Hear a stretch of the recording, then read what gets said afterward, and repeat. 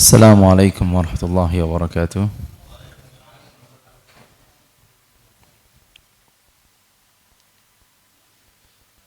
Innal hamdalillah nahmaduhu wa nasta'inuhu wa nastaghfiruh wa nastahdihi wa natubu ilayh. Wa na'udzu billahi min shururi anfusina wa min sayyiati a'malina. Man yahdihillahu fala mudilla lahu wa man yudlil fala hadiya lahu. Nashhadu an la ilaha illallah wahdahu la syarika lahu wa nashhadu anna Muhammadan 'abduhu wa rasuluh. La nabiyya wa la rasula ba'dah. Qala Allah Ta'ala fil Qur'anil Karim, ya ayyuhalladzina amanu taqullaha haqqa tuqatih wa la tamutunna illa wa antum muslimun. Amma ba'du, fa inna asdaqal hadithi kitabullah wa khairal hadi hadi Muhammadin sallallahu alaihi wasallam wa syarral umuri muhdatsatuha fa inna kulla muhdatsatin bid'ah wa kulla bid'atin dhalalah wa kulla dhalalatin finnar. A'adzana Allah wa iyyakum minan nar. Ikhwati fid din, azani Allah wa iyyakum jami'an. Alhamdulillah, segala puji dan puja syukur kita haturkan kepada Allah atas segala kebaikan kepada kita semuanya.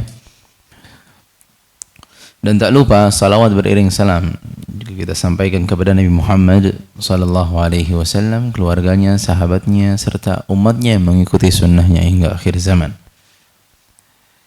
Ikhwati fid din, azani Allah wa iyyakum jami'an. Kita masih melanjutkan pembahasan kitab yang sama, Ahadithul Akhlaq. Dan kita masuk kepada tema atau pembahasan Al-Haya. Al-Haya yang artinya adalah apa? Rasa malu. Ya. Al-Haya adalah rasa malu. Dan rasa malu ini, ikhwati fiddin, azanillahu ikum jami'an, adalah akhlak yang sangat luar biasa.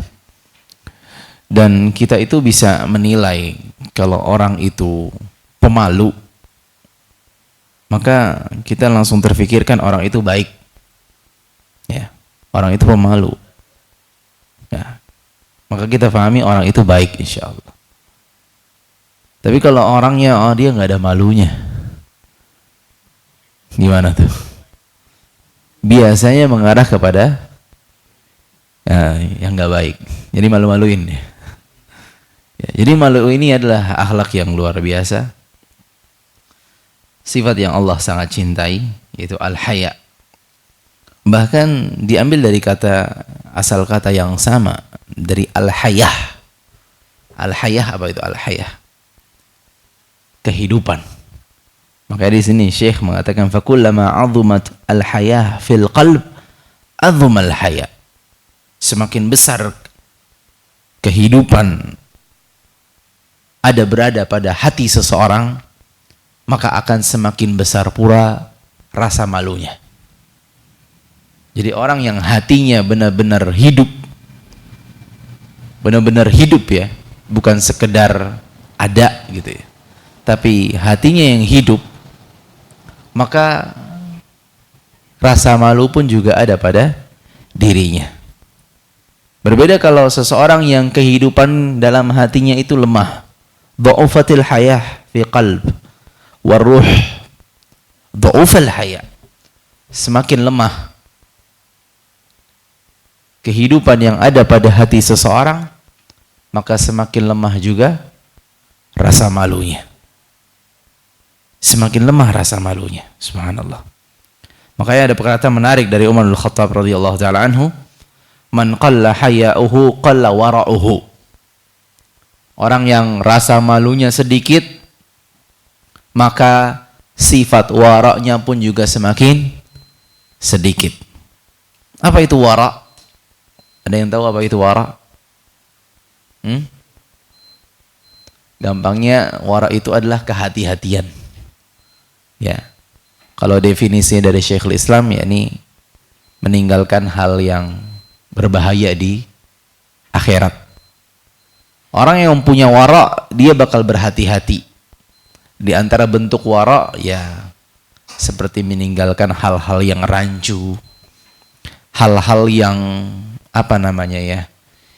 yang menjadi syubhat, yang orang-orang tuh masih berselisih, dan cara pandang orang pun berbeda-beda. Mengatakan ini tindakan ya normal-normal saja. Ada yang mengatakan enggak, itu enggak normal. Orang yang punya sifat wara, maka dia berupaya untuk meninggalkan. Karena statusnya nih baina-baina nih. Nah, orang yang tidak punya haya atau hayanya, sifat malunya sedikit, maka itu berdampak pula pada waraknya.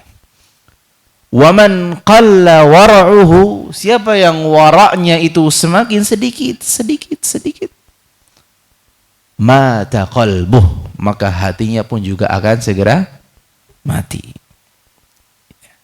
Jadi haya ini sangat berkaitan sekali dengan hidupnya atau matinya dari sebuah hati. Jadi kalau ada orang yang malu gitu ya, malu yang terpuji yang kita bahas, malu yang dimaksud oleh Nabi SAW, maka hidup hatinya. Tapi kalau yang nggak punya malu, terjang aja. Ngapain malu? Nah, biasanya kan gitu ya. Pede aja kali. Gitu. Nah, itu indikasi hatinya semakin redup. Udah mendekati kematian. Waliyadzubillah min dzalik. Ya. Nah, ikhwah, haya ini, sifat malu ini adalah modal penting. Ya, modal yang sangat mendasar dalam akhlak yang mulia, karena buku kita berbicara tentang akhlak.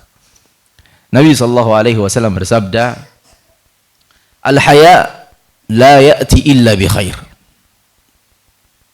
Rasa malu itu tidak datang kecuali membawa kebaikan. Dan ini wajib kita imani bersama-sama. Wajib kita percayai bahwasanya rasa malu hanya mendatangkan kebaikan, titik. Rasa malu hanya mendatangkan kebaikan. Dan wajib kita terima. Mungkin sebagian dari kita, bukankah ada malu yang begini, bukankah ada yang malu begitu? Taib. Coba simak dulu athar yang dibawakan oleh Aba Qatadah. Beliau mengatakan, dahulu kami berada di sisi Imran bin Husain fi rahtin minna. Ada ya sepertinya kumpulan-kumpulan lagi bermajlis. Wa fina Bushair bin Ka'ab, di antara kami ada Bushair bin Ka'ab. Fahaddatsana Imran yawma idzin qala Rasulullah SAW. Maka Imran bin Husain sebagai seorang sahabat menyampaikan sabda nabinya Muhammad SAW, al-haya khairun kulluh. Rasa malu itu seluruhnya baik. Al-haya kulluhu khair. Rasa malu semuanya baik. Rasa malu baik semuanya. Faqala Bushair bin Ka'ab, maka Bushair bin Ka'ab ini ya termasuk orang-orang yang kumpul di situ, inna la najidu fi ba'dil kutub aw bil hikmah anna minhu sakinah wa qarilillah wa minhu dha'fu. Wahai Imran, kita tuh dapat di buku-buku ahli hikmah gitu. Kita baca-baca juga bahwasanya ada rasa malu al-haya yang terpuji dan ada rasa malu yang dha'f, yaitu kelemahan, cemen. Maka faghadiba Imran bin Husain pun marah. Wahmarrat ainah, matanya pun menjadi merah saking marahnya. Wa qala ala urani uhaddithuka an Rasulillah wa tu'aridu fihi. Ini benar nih, ana nyampein hadis Nabi sallallahu alaihi wasallam terus ente bantah. Diulangi lagi sama Imran bin Husain. Al-haya kullu khair, al-haya khairun kullu. Disampaikan lagi hadisnya. Dan dibantah juga sama Bushair bin Ka'ab lagi. Innala najidu fi ba'dil kutub kada wa kada. Maka semakin marahlah Imran bin Husain sampai ditenangkan oleh jamaah-jamaah yang lainnya. Mereka mengatakan, innahu minna ya Aba Nujaid. Innahu minna ya Aba Nujaid, innahu la ba'sa bih. Dia adalah bagian dari kita ya wahai Aba Nujaid. Ya. Jadi dari sini ikhwah, lihat bagaimana pengagungannya para sahabat kepada hadis Nabi sallallahu alaihi wasallam. Tatkala Nabi sallallahu alaihi wasallam mengatakan demikian, maka sami'na wa ata'na. Sami'na wa amanna, kita dengar dan kami imani. Tatkala Nabi SAW mengatakan al-haya kulluhu khair, rasa malu itu semuanya baik, maka kita terima itu. Yang menjadi persoalan adalah bagaimana kita memahami makna dari al-haya. Karena sebagian mengatakan rasa al-haya malu, titik, udah itu saja. Apa yang dimaksud dengan haya yang diinginkan oleh Nabi SAW? Apa sih al-haya yang dimaksudkan oleh syariat ini, yang dipuji, yang dikatakan dia adalah kebaikan, tidak mendatangkan kecuali kebaikan, yang semuanya kebaikan? Apa yang dimaksud dengan itu? Nah, kita butuh dengan penjelasan itu. Yang dijelaskan oleh Ibn Rajab Al-Hambali rahimahullah ta'ala, beliau mengatakan al-hisal al-qalbi, dia adalah perangai dari hati. Al-hisal al-qalbi yad'u ila fi'lil jamil wa tarkil qabih, yaitu perangai dalam hati yang dia mengarahkan kepada kebaikan dan mencegah dari keburukan. Ini adalah al-haya yang dimaksud, yang diinginkan oleh Nabi SAW. Maka tak heran Nabi SAW mengatakan al-haya khairun kullu, semuanya baik. Karena ini dari hati, hati yang mengarahkan, ya, ngajak kepada kebaikan dan mencegah dari keburukan.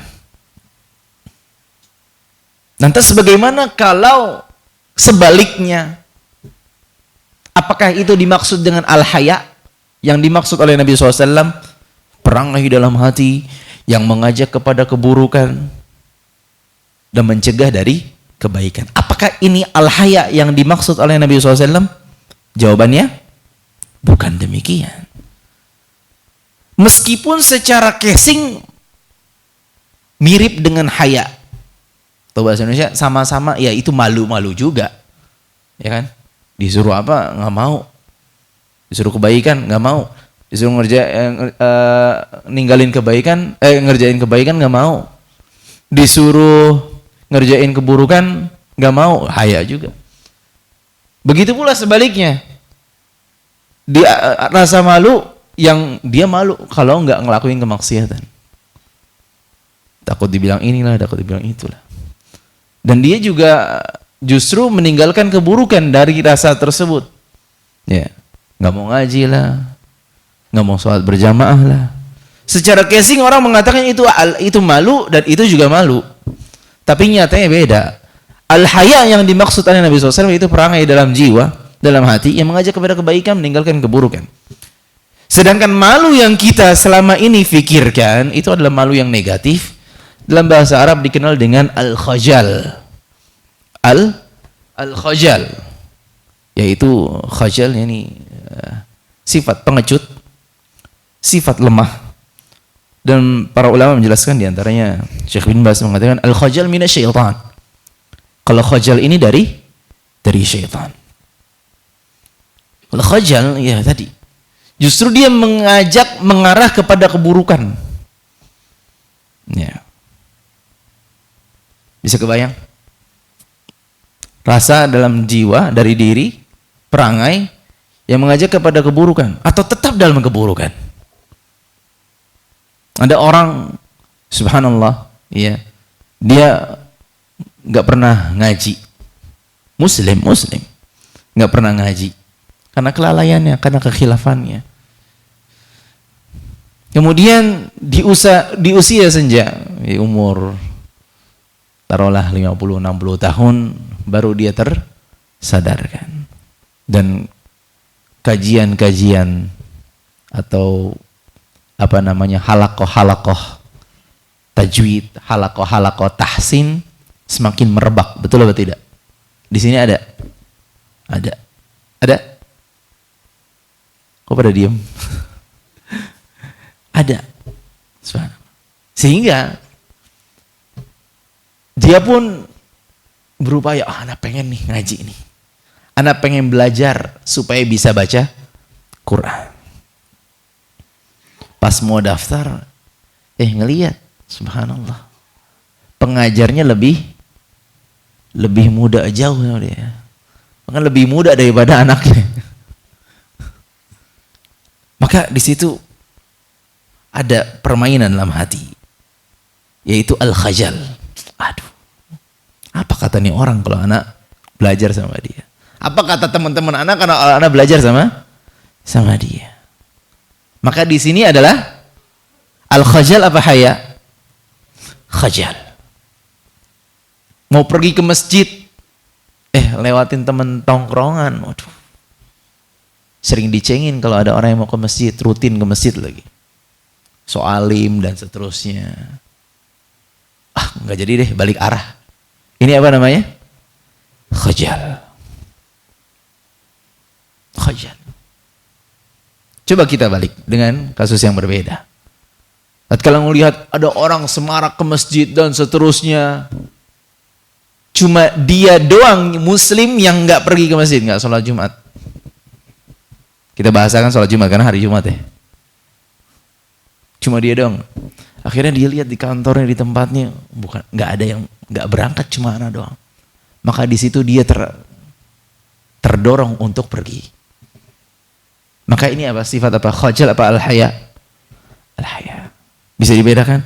Meskipun secara casingnya mirip. Oh ini sama-sama malu nih. Nah, malu yang terpuji itu adalah al-haya, dan malu yang tercela, pengecut, kelemahan dari syaitan itu adalah al-khajal. Dan sebagaimana definisikan dengan al-dha'af atau khajal dan seterusnya. Dari sini kita bisa pahami perbedaan antara keduanya meskipun terkesan sama. Ya mungkin karena penyempitan bahasa kita ya. Sama-sama diterjemahkan malu-malu. Akhirnya orang kalau disebutkan rasa malu tidak mendatangkan kecuali kebaikan. Akhirnya buktinya ada malu yang begini.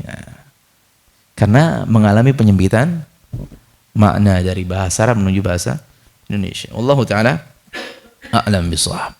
Jadi ikhwah, di sini kita wajib taslim, wajib menerima, wajib mengimani. Nabi SAW mengatakan al-haya la ya'ti bi khair. Naam, sami'na wa amanna. Kita dengar dan kami imani. Terlebih lagi al-haya ini bahkan Nabi SAW secara spesifik mengatakan dia adalah bagian dari keimanan. Nabi SAW bersabda dalam hadis yang insyaallah antum sering dengar, al-imanu bid'un wa sab'un atau bid'un wa sittuna syu'bah. Iman ada 60 sekian cabang, ada 70 sekian cabang. Ada keraguan dari rawi yang menyampaikannya. Bukan Nabi yang meralat atau Nabi yang ragu, bukan. Rawi yang ragu. A'laha qawlu la ilaha illallah. Yang paling tingginya adalah la ilaha illallah. Wa adnaha imatatul adha anit tariq. Yang paling rendahnya menyingkirkan gangguan di jalan. Buang sampah pada tempatnya. Ngelihat sampah dibuang ke tempatnya. Ini merupakan keimanan juga. Apalagi sekarang lagi hujannya lagi deras-derasnya. Gimana di sini, banjir apa tidak? Alhamdulillah aman. Masya Allah. Rumah anak banjir. Ya. Banjir jalan utamanya lebih tepatnya. Banjir sehingga aksesnya sulit. Dilihat banyak sampah yang bertebaran. Subhanallah.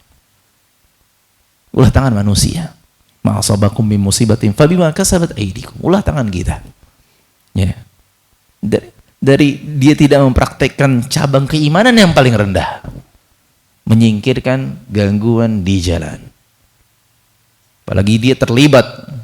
Dia bikin gangguan di jalan tadi. Waduh, bahaya sekali. Ya. Wal haya syu'batun min syu'abil iman. Dan rasa malu itu adalah cabang dari cabang-cabang keimanan. Dia adalah bagian dari keimanan. Bahkan Nabi SAW dalam hadis lain mengatakan, al-haya wal iman qurina jami'an. Rasa malu dan keimanan itu senantiasa digandengkan bersama-sama. Gak bisa lepas. Kalau hayanya lagi meningkat, maka saat itu juga keimanannya pun juga meningkat. Kalau al-hayanya sedang menurun, maka di saat yang sama juga imannya sedang turun. Ataupun sebaliknya. Al-haya wal iman qurina jami'an. Kemudian Nabi SAW berkata, فَإِذَا رُفِعَ عَهْدُهُمَا رُفِعَ الْآخَرِ. Kalau rasa malu itu dicabut dari diri seseorang, nggak ada itu dalam hatinya gerakan untuk mengerjakan kebaikan, maka di saat yang sama keimanannya pun juga dicabut. Subhanallah. Dan di zaman sekarang kita sangat butuh sekali dengan al-haya ini. Nah, semakin banyak orang yang tidak punya al-haya, justru yang mereka miliki adalah sebaliknya al-khajal. Kalau mau beramal, malu dia. Tapi kalau bermaksiat, wah, berani sekali. Dan gak ada khajal, gak ada haya-hayanya. Ya, gak ada malu-malunya. Subhanallah, kalau bermaksiat. Ngerusak ya di jalan. Dengan bangganya gitu ya. Gak ada malu-malunya. Subhanallah. Bahkan sebagian memamerkan kemaksiatannya. Memamerkan kemaksiatan, kerusakan yang dia sudah perbuat. Dia udah beginilah, dia udah begitulah, udah minum khamar lah, udah begini. Semua maksiat udah dicobain. Terus dibanggain. Mana hayanya? Subhanallah. Nasallahu salama wal afiyah. Sehingga kita sangat butuh dengan sifat ini, al-haya. Ini pembahasan yang harus seringkali diulang. Ya. Karena ini permasalahan dari atas sampai bawah. Dari atas kalau kita lihat kenapa mereka berani demikian, ya, ada koruptor, kemudian tatkala keluar, ketawa ketiwi, terus nyalonin lagi misalnya, karena nggak ada haya, ya, karena nggak ada haya. Ya. Dan juga boleh jadi ini adalah ulah tangan dari pendidikan dari kecilnya, ya, mengatakan kamu nggak usahlah malu-malu begitu, ya. Kemudian mengatasnamakan pede aja. Nah, ini di saat yang sama merusak sisi hayanya. Padahal kita harus bangkitkan sisi itu dalam pendidikan kepada anak kita. Malu, tanamkan rasa malu. Malu minta. Oh sekarang enggak, kamu ngapain malu? Minta sana sama om kamu tuh yang kaya. Ya. Apalagi nanti momen lebaran. Gak dididik dengan rasa nggak usah malu-malu kamu, gak baik malu-malu. Akhirnya disuruh minta-minta. Nah ini masalah. Justru peran dari orang tuanya sendiri mengikis rasa malu pada si anak. Anaknya mau pakai baju yang menutup aurat, udahlah repot, gak usah kamu. Malu ibu, malu umi, malu abi, gak usah malu-malu, udah sana, kamu masih kecil. Akhirnya kebablasan sampai dewasa. Dan ini masalah buat kita semuanya. Nah, ikhwah. Kemudian Nabi SAW bersabda, Inna likulli dinin khuluqan wa khuluqul Islam al-haya. Setiap agama itu punya akhlak yang menjadi ciri khas mereka. Ada yang mungkin derma, ada yang pemberani, ada yang begini, ada yang begitu. Wa khuluqul Islam al-haya. Dan akhlaknya agama Islam adalah al-haya. Subhanallah. Akhlaknya Islam itu al-haya. Nah, ini luar biasa. Apalagi orang muslimnya itu adalah orang Indonesia. Orang Indonesia itu kalau di luar sana terkenal sebagai orang pemalu, gitu ya. Pemalu, orang Indonesia pemalu, Muslim lagi. Nah ini harusnya menjadi poin positif. Tapi kenapa semakin kesini kok semakin kesana? Ya, ya kan kalau Indonesia kan orangnya malu-malu kan, cuma di luar sana, di luar negeri, malu-malu, beda sama orang-orang luar. Frontal aja dia ngomong begini, ngomong begitu. Tapi orang Indonesia tahan. Tapi kenapa semakin kesini semakin hilang rasa malunya? Ya, semoga Allah jaga kita semuanya. Kemudian akhlak ini, rasa malu, adalah akhlak yang dicintai oleh Allah Subhanahu wa taala. Nabi SAW bersabda kepada Asyaj al-Asari, "Inna fika khaslataini yuhibbuhum Allah, al-hilmu wal haya." Sesungguhnya ada dua sifat yang Allah cintai dari kamu. Ada al-hilm, kebijaksanaan, kedewasaan, dan al-haya, dan rasa malu. Dari sini hadisnya panjang. Ibnu Rajab alhamdulillah rahimahullah taala mengatakan bahwasanya al-haya, rasa malu, al-haya itu ada dua jenis. Yang pertama yakni huwa jibilli, yang mana dia adalah jibilli itu pemberian, apa bahasanya itu, jibilli itu fitrahnya, dari sananya dia lahir memang sudah pemalu. Ada juga yang huwa muktasab, yang mana dia rasa malu itu diperoleh dengan cara dia berusaha sendiri dengan proses. Ya. Ada yang jibilli, kita lihat ada beberapa orang-orang yang memang dari sananya dia sudah pemalu, malu dan seterusnya. Malu yang positif. Ingat, yang kita bahas adalah al-haya, yang positif, bukan khajal.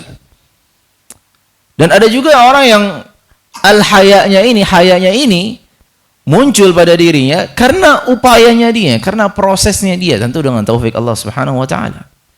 Dan ini ditempuh dengan berbagai macam cara. Gimana sih membangkitkan rasa malu? Malu yang positif, haya yang positif. Yaitu dengan mengenal Allah Subhanahu wa taala. Mengenal dirinya. Tahu bahwasanya Allah senantiasa mengawasinya. Tidak ada yang terluput dari pandangan Allah Subhanahu wa taala. Sehingga dia akan ada rasa haya. Ya, dan ini akan kita bahas. Ya. Jadi haya ini terpuji. Jadi jangan cegah orang untuk memiliki rasa malu seperti tadi. Dan itu kejadian di zaman Nabi SAW ya. Nabi SAW pernah ketemu orang, dia sedang menasihati saudaranya punya sifat haya.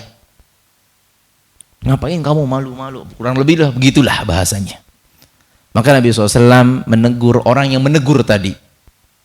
Da'hu fa innal haya minal iman. Udah biarin saja dia punya sifat malu itu, bagus, positif. Sesungguhnya al-haya itu adalah cabang dari keimanan. Dan ikhwah, al-haya ini, rasa malu ini adalah pesan turun-temurun, ilmu turun-temurun, warisan bahkan dari kenabian yang terdahulu. Siapa nabi yang paling pertama? Nabi Adam. Ini adalah pesan dari Nabi Adam sampai terus sampai Nabi Muhammad sallallahu alaihi wasallam. Nabi SAW bersabda, "Inna mimma adrakan nas min kalamin nubuwatil ula idza lam tastahi fasna' ma syi'ta." Sesungguhnya di antara pesan yang didapati oleh masyarakat dari ya pesan-pesan kenabian yang pertama, kenabi-nabian terdahulu, yaitu idza lam tastahi fasna' ma syi'ta. Apa artinya? Kalau kamu enggak malu, silahkan berbuat sesukamu.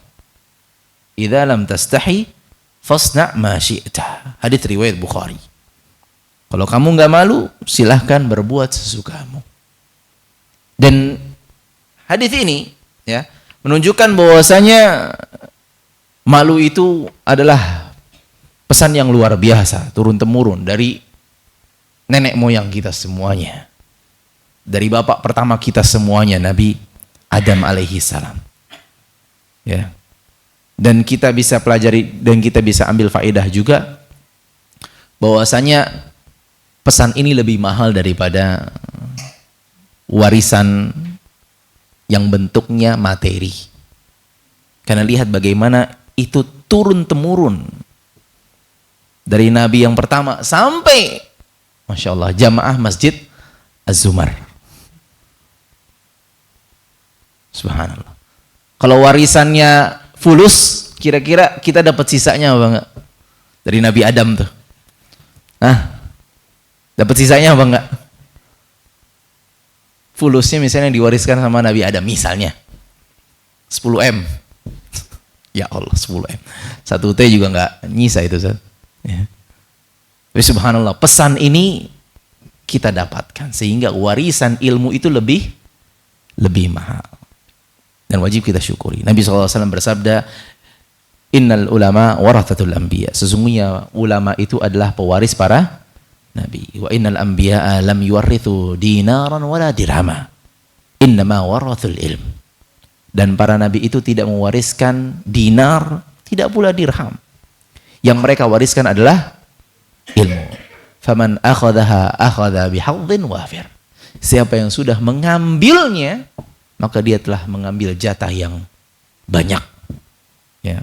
Maka tatkala kita mendapatkan ilmu, mendapatkan bisa mendengar hadis, mendengar penjelasan dari para sahabat, tabi'in, atba'ut tabi'in, para ulama, maka itu lebih mahal daripada uang, daripada dinar, daripada dirham yang harus kita syukuri bersama-sama.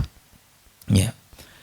Dan makna idza lam tastahi fasna ma syi'ta. Kalau kamu enggak malu, silahkan berbuat sukamu. Ada beberapa ulama yang berupaya untuk menjelaskannya, dan penjelasannya pun berbeda-beda. Maksud dari kalau kamu enggak malu, silahkan berbuat sesukamu, ini adalah perintah dengan nada ancaman, dengan nada celaan, gitu ya. Kalau kamu nggak malu, sana berbuat sesukamu. Ya. Kalau kamu nggak punya malu, silahkan berbuat sesukamu. Dan ini banyak, ya. Dalam Al-Quran banyak. Faman syaa falyu'min wa man syaa falyakfur. Yang mau beriman, silahkan. Yang mau kufur juga, silahkan. Tapi lihat tutupan ayatnya. Inna a'tadna lidh-dhalimina naran. Kami sudah menyiapkan bagi orang-orang zalim itu neraka jahanam. Ya, jadi bukan berarti, berarti ini bebas dong. Ya. Nah, ini buktinya, ya, karena ayat ini dijadikan dalil bagi orang-orang liberal, ya. Faman syaa falyu'min wa man syaa falyakfur. Ya, itu buktinya Allah ngasih pilihan. Ya. Yang mau iman silahkan, yang mau kufur silahkan. Ya, baca ayatnya secara utuh. Ya. Baca ayatnya secara utuh. Dan juga firman yang senada dengannya, i'malu ma syi'tum innahu bima ta'maluna basir. Silahkan kalian berbuat sesuka kalian. Innahu bima ta'maluna basir. Tapi ingat, Allah maha melihat. Semuanya pasti dihisab. Juga firman Allah Subhanahu wa taala, bentar, anak cari dulu ayatnya, anak lupa. Fa'budu ma syi'tum min duni. Maka silahkan beribadalah kepada siapapun yang kalian kehendaki selain Allah. Apakah maksudnya, berarti dibolehin dong berbuat kesyirikan? Enggak, ini maksudnya celaan. Ya, kamu silahkan lakukan itu, tapi resiko ditanggung sendiri. Kurang lebih maknanya demikian.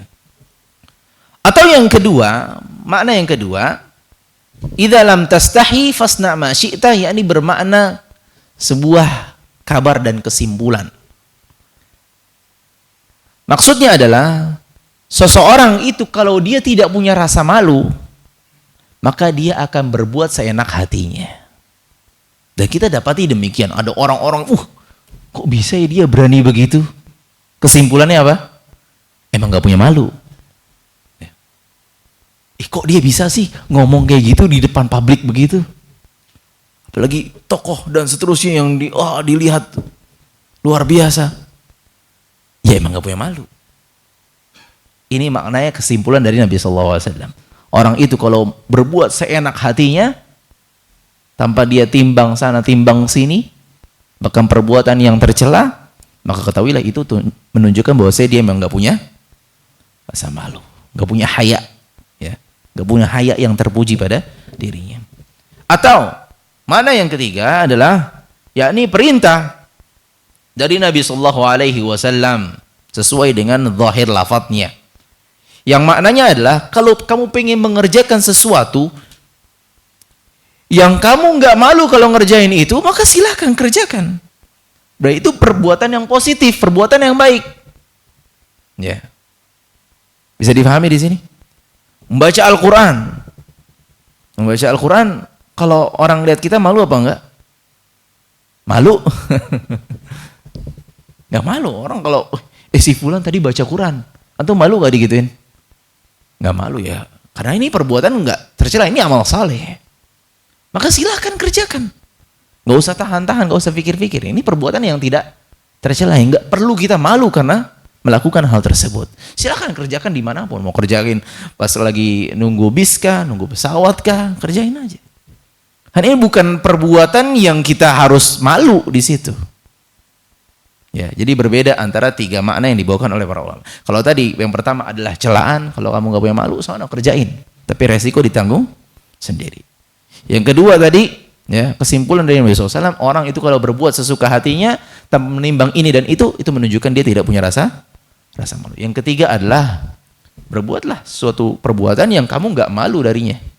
Ya, karena itu bukan perbuatan yang tercela. Wallahu taala a'lam bissawab. Yang benar yang mana? Masing-masing bisa dibawakan kepada makna tersebut, ya. Allah taala alam. Kalau yang disampaikan di sini oleh Ibnu Qayyim al-Jauziyah rahimahullah taala, yakni bermakna tahdid, bermakna ancaman. Kalau beliau lebih menguatkan sisi itu. Yakni kalau kamu nggak malu, sana berbuat sesukamu, tapi resiko ditanggung sendiri. Ya, itu yang dikuatkan oleh beliau. Tapi kalau Anda condong menggabungkan ketiga hal tersebut karena tidak ada kontradiktif antara tiga makna tersebut. Wallahu taala alam bisawab. Kemudian kita masuk kepada al-haya ini, ikhwah. Perlu kita yakini bahwasanya di antara nama Allah Subhanahu wa taala adalah Al-Hayy. Al-Hayy. Nabi sallallahu alaihi wasallam sendiri yang bersabda, ya. Beliau mengatakan setelah beliau berkhutbah, Inna Allah azza wa jalla hayyun sitir yuhibbul haya'a was-sitr fa idza iqtasala ahadukum falyastatir. Sesungguhnya Allah itu zat yang maha malu sesuai dengan keagungannya dan kemahabesaran Allah Subhanahu wa taala. Sitir yang menutup, dan di antara mana yang menutup aib-aib dan kesalahan-kesalahan. Yuhibbul haya was-sitr. Dia mencintai malu dan orang yang menutupi. Fa idza iqtasala ahadukum falyastatir. Kalau salah seorang dari kalian itu mandi, maka menutup dirilah. Ini jangan benar-benar ya di sungai lalu dia mandi telanjang. Ya, enggak boleh. Tutupi diri, ya. Mandi di kamar mandi dan seterusnya. Ini makna dari hadisnya. Dan juga Nabi SAW mengatakan juga tentang nama Allah Al-Hayy, Inna rabbakumullahu tabaraka wa ta'ala hayyun karim. Sesungguhnya Tuhan kalian itu adalah Allah yang maha malu sesuai dengan keagungannya, karim, maha mulia, yastahyi min ibadihi. Allah malu kepada hambanya, idza rafa'a yadayhi yarudduhuma sifran khaibatain. Malu kepada hamba-hambanya sekiranya hambanya mengangkat tangan kepada Allah Subhanahu wa taala berdoa, an yaruddahuma sifran khaibatain. Lalu Allah kembalikan itu kosong, nggak ada jawaban. Dengan tangan kosong nggak ada balasan. Nggak mungkin Allah Subhanahu wa taala memperlakukan itu kepada hamba-hambanya yang sudah mengangkat tangannya, kemudian berdoa dengan sungguh-sungguh, dengan yakin, lalu Allah tidak ijabah. Nggak mungkin. Ya, karena di antara nama Allah adalah Hayy, ya. Dan Nabi sallallahu alaihi wasallam juga adalah seorang yang sangat pemalu. Adalah seorang yang sangat pemalu, ya. Di antaranya adalah yang menunjukkan beliau sangat malu adalah ya peristiwa Isra Mi'raj.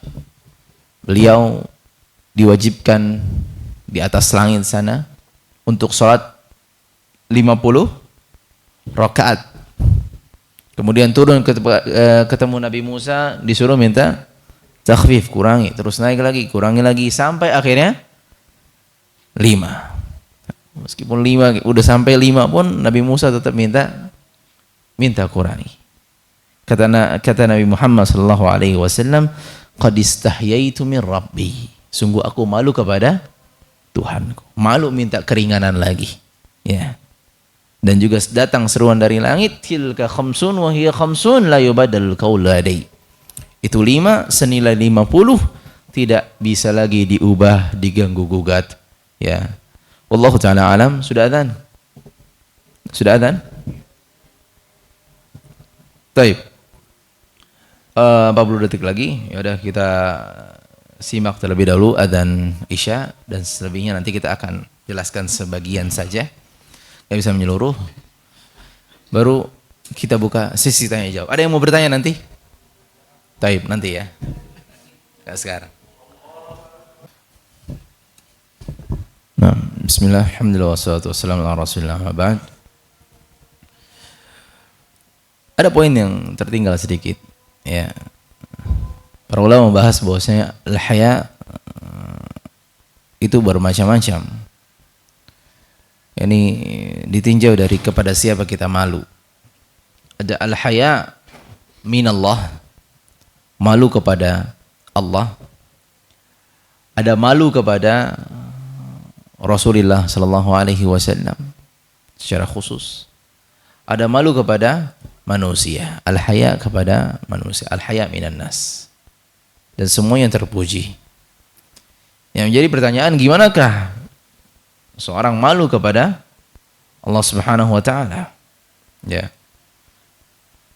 Dan ini dilihat, ditinjau dari hadits Nabi sallallahu alaihi wasallam. Beliau bersabda kepada para sahabatnya, "Istahyu minallahi haqqal haya." Malulah kalian kepada Allah dengan sebenar-benarnya malu. Kata para sahabat, "Ya Rasulullah, inna lanastahyi walillahil hamd." Ya Rasulullah, kita udah punya kok rasa malu, kita udah malu kepada Allah. Kata Nabi sallallahu alaihi wasallam, "Laisa dzak." Bukan demikian yang saya maksud. Maksud dari malu kepada Allah, walakinnal istihya' min Allah an tahfadhar ra'sa wa ma wa'a. Yaitu kalian menjaga kepala kalian dan apa yang ada di sekitaran kepala kalian. Wal batna wa ma hawa, dan menjaga perut kalian dan apa yang meliputi perut kalian. Wa an tadhkural mauta wal bila, itu mengingat kematian dan bahwasanya jasad kalian akan hancur, akan binasa. Wa man arada al-akhirata taraka zinatal hayatid dunya. Barang siapa mengharapkan akhirat, maka dia akan meninggalkan perhiasan dunia. Faman fa'ala dzalik, barang siapa yang melakukan keempat hal tersebut, faqad istahya minallahi haqqal haya, maka sungguh dia telah malu kepada Allah dengan sebenar-benarnya malu. Dari sini keempat hal ini Anda ingatkan lagi, yaitu menjaga kepala dan apa yang sekitaran kepala, apa yang ada di dalam kepala. Menjaga pikiran kita dari hal-hal yang negatif, memikirkan pikiran yang buruk, ya. Menjaga pandangan kita, menjaga penglihatan kita, menjaga pendengaran kita, menjaga lisan kita dari yang haram. Ini adalah bentuk dari al-haya minallah. Karena tahu bahwa ini semua adalah kenikmatan yang Allah berikan. Gimana tatkala kita dikasih ke sesuatu, ternyata sesuatu yang kita dikasih dengannya kita pakai buat maksiat, atau kita pakai buat nyerang itu orang. Syai'un la yuqal, nggak mungkin demikian. Sehingga demikian, semua yang kita miliki, kepala kita, mata kita, telinga kita, lisan kita, itu semua pemberian dari Allah Subhanahu wa taala. Maka tatkala itu dipakai dalam rangka bermaksiat di jalan yang Allah tidak ridhai, maka itu adalah bentuk ketidaktahuan diri, menunjukkan dia tidak punya sifat malu kepada Allah Subhanahu wa taala. Makanya ada ungkapan menarik dari seorang salaf, la taj'alillah ahwanan nadhirina ilaik.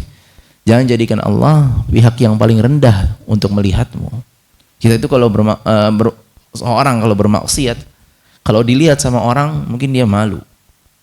Tapi tatkala dia kesendirian, dia sendirian di kamarnya, di ruangannya, gak ada orang yang melihat,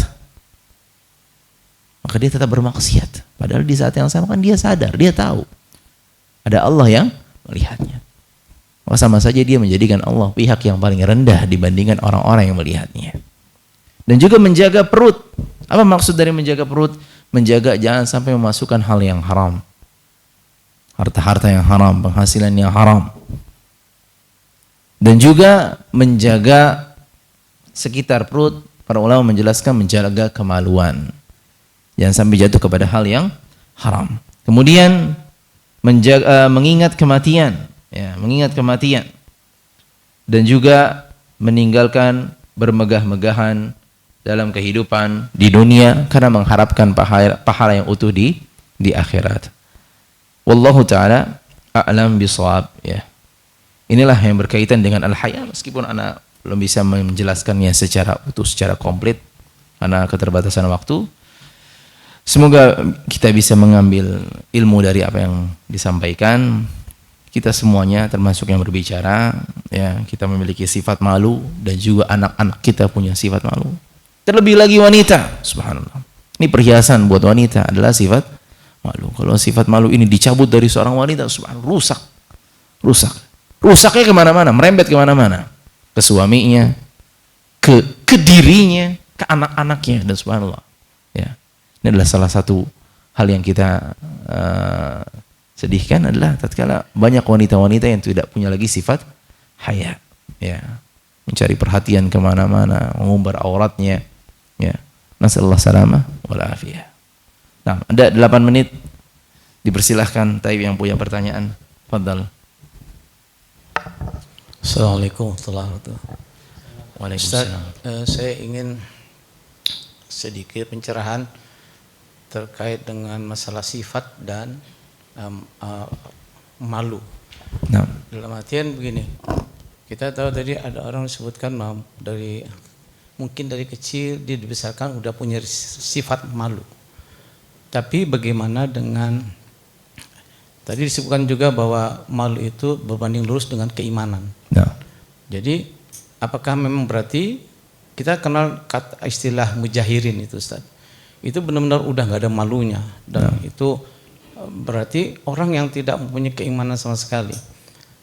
Otomatis berarti kalau kita belajar ilmu tentang agama, keimanan meningkat, otomatis rasa malu akan meningkat juga. Tapi bagaimana perbedaannya dengan yang sifat malu tadi, yang memang bawaan dari seorang? Apa kita memang potensi dari seorang bahwa dia akan menjadi orang yang lebih baik dengan adanya belajar ilmu agama karena sudah ada punya sifat dasar malu dari lingkungan keluarga misalnya atau dari kecil. Jadi sebenarnya kalau kita melihat seperti ini berarti otomatis kalau kita belajar seperti ini rasa malu akan meningkat. Keimanan terkait dengan berbanding lurus dengan keimanan tadi, Ustaz. Karena otomatis kita tahu mana yang dilarang, mana yang tidak, dan ini tidak boleh sehingga malu. Berarti tingkatan-tingkatan tadi kalau saya sampaikan malu pada Allah, Rasulullah dan sesama manusia, otomatis kalau kita sudah malu dengan Allah, malu pada manusia juga pasti dengan Rasulullah juga. Tapi kalau hanya malu pada manusia masih juga maksiat diam-diam, itu berarti dia tidak tahu malu juga sama Allah. Itu jadi semua itu berbanding lurus dengan keimanan, Ustaz, ya. Terima kasih, Ustaz. Nah, barakallahu fiki. Ya, tadi sudah kita sampaikan bahwasanya al iman wal haya qurina jami'an, rasa malu dan keimanan itu berbanding lurus, ya. Kalau salah satunya diambil, maka salah satunya juga satunya pun juga terangkat. Dan benar, salah satu bentuk cara untuk meningkatkan keimanan adalah dengan bermajelis ilmu, menambah pengetahuannya tentang agamanya. Tapi tidak setiap ilmu yang didapati oleh seseorang itu bermanfaat buat pribadinya. Tidak semua ilmu itu bermanfaat. Maka kita minta ilmu yang bermanfaat, ilmu yang melahirkan rasa takut. Dan ini berbanding lurus dengan tema kita. Takut kepada Allah Subhanahu wa taala, takut menggunakan apa yang pemberian dari Allah itu dalam rangka kemaksiatan. Ya. Jadi tadi ilmu itu tidak semuanya bermanfaat. Ada orang-orang yang dia tahu, ya, bahwasanya apa misalnya contohnya minum khamr itu haram, simpelnya demikian, dan dia datang ke kajian, dia dengar itu semuanya. Tapi tatkala kembali ke lingkungannya, maka dia pun menerobos apa yang sudah dia ketahui. Ya. Di sini peran dari lingkungan, peran dari mujahadatun nafsnya, ya, lawanan dirinya, ya. Karena sebenarnya kalau orang sudah tahu sebuah kebenaran, ya, bahwasanya tadi misalnya khamr itu haram, Sebenarnya ada gejolak dalam hatinya. Tinggal dia mau mengiyakan atau tidak. Ya. Dan di sini ya seringnya kita kalah sama hawa nafsu kita. Tahu ini nggak boleh, tetapi dah lewat saja. Maka di saat yang sama pun maka turun ke keimanannya. Ya. Dan ini yang kita khawatirkan. Ya. Adapun ya tadi al-haya jibilli adalah haya yang datang dari Allah Subhanahu wa taala, itu anugerah dari Allah Subhanahu wa taala. Tinggal bagaimana dia mau memeliharanya apa tidak. Memeliharanya apa tidak, atau dia ingin ya apa namanya menumbuhkan lagi, menguatkan lagi rasa malunya atau tidak. Karena rasa malu ini juga seringkali derusak ya, jadi tersingkap dikarenakan kebanyakan apa yang dia lihat. Ya, apa yang dia lihat, akhirnya dia menormalisasikan itu semuanya. Maka lama-lama itu terdoktrin pada dirinya, maka dia pun juga akhirnya terkikis rasa malunya. Ya. Jadi kalau yang sudah punya rasa malu, maka banyak-banyak bersyukur kepada Allah dan peliharalah itu semuanya. Wallahu taala alam. Ada lagi? Nah. Bismillah, Ustaz. Mengenai al-haya Ustaz ya. Itu untuk misalnya kita berkata baik atau diam Ustaz. Itu apakah bagian dari al-hayat? Dan selanjutnya mengenai rasa malu itu bisa dididik dari awalnya dari fitrah dan dari usaha sendiri. Ya. Itu apakah seiring dengan ini Ustaz ya? Misalnya anak kecil itu mulai diajarkan sholat itu usia 7 tahun. Apakah itu Ustaz? Makasih. Nah, berkaitan dengan sabda Nabi SAW, apa tadi haditsnya? Man kana yu'minu billahi wal yawmil akhir falyaqul khairan aw liyasmut. Ya, ini juga termasuk dari bentuk malu juga ya. Seorang kalau dia berbicara yang enggak baik, tentu dia menggunakan pemberian dari Allah Subhanahu wa taala di jalan yang haram. Maka hendaknya dia malu. Malunya dengan cara apa? Dengan kaful lisan, menahan lisannya supaya tidak jatuh kepada kemaksiatan yang dimaksud. Kemudian yang tadi mendidik anak untuk sholat.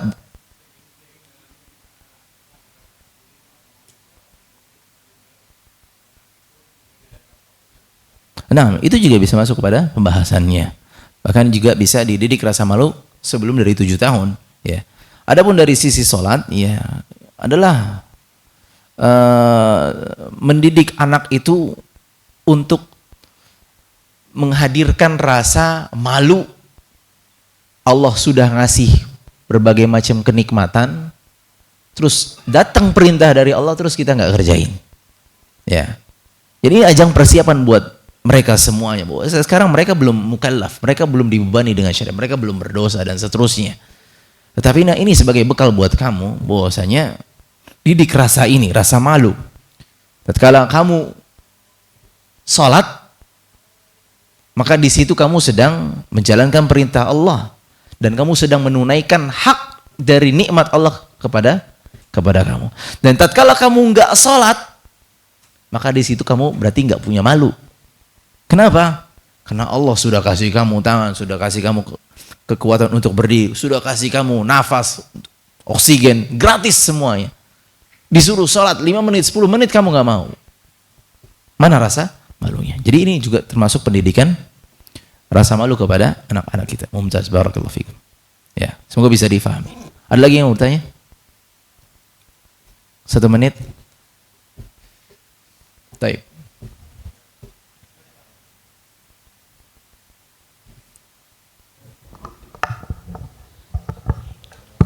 Ini cepat aja Pak. Untuk ini Pak Ustadz, antara takut, malu sama nafsu itu sendiri Pak Ustadz. Nah, mempertajam aja.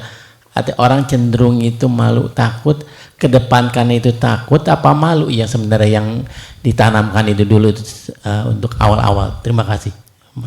Malu, takut sama hawa nafsu. Yang maksudnya yang perlu dididik atau perlu ditanamkan awal-awal anak. kepada anak. Subhanallah. Nah. Allah Ta'ala alam, ya dahulu praktek Nabi Sallallahu Alaihi Wasallam mengajarkan kepada para sahabatnya dan juga diturunkan kepada anak-anak mereka adalah menanamkan keimanan. Dan kita tahu keimanan berbanding lurus dengan rasa Rasa malu. Jadi tanamkan keimanan, yakin sama Allah. Ini semua dari Allah, semuanya tentang Allah. Ya. Kalau di fase anak-anak lebih baik ya kita contoh apa yang sudah dilakukan oleh Nabi SAW. Ya, tanamkan keimanan. Ini semua dari Allah. Ini semua untuk Allah. Ini semua adalah wujud menunaikan hak Allah. Dan kalau tidak, gimana rasanya? Malu sekali. Sudah dikasih tapi nggak dibalas. Ya, mana syukur kamu? Ya, dibandingkan ditakut-takutin. Ya, dibandingkan ditakut-takutin. Ya, karena ada survei juga ya. Kalau anak-anak jangan ditakut-takutin masalah neraka dulu. Tanamkan cinta, tanamkan rasa malu kepada mereka semua. Nanti baru tatkala mereka sudah makin dewasa, sudah semakin memahami, ya, baru ditanamkan, dibarengin rasa malu dan rasa takut kepada Allah Subhanahu wa taala. Ya. Allah taala alam, ini yang bisa Anda sampaikan. Semoga menjadi ilmu yang bermanfaat buat kita semuanya. Semoga Allah menanamkan kepada kita rasa malu kepada diri kita dan keluarga kita. Kita tutup dengan doa kafaratul majelis. Subhanallah wa bihamdik, asyhadu an la ilaha illa anta, astaghfiruka wa atubu ilaik. Wassalamualaikum warahmatullahi wabarakatuh.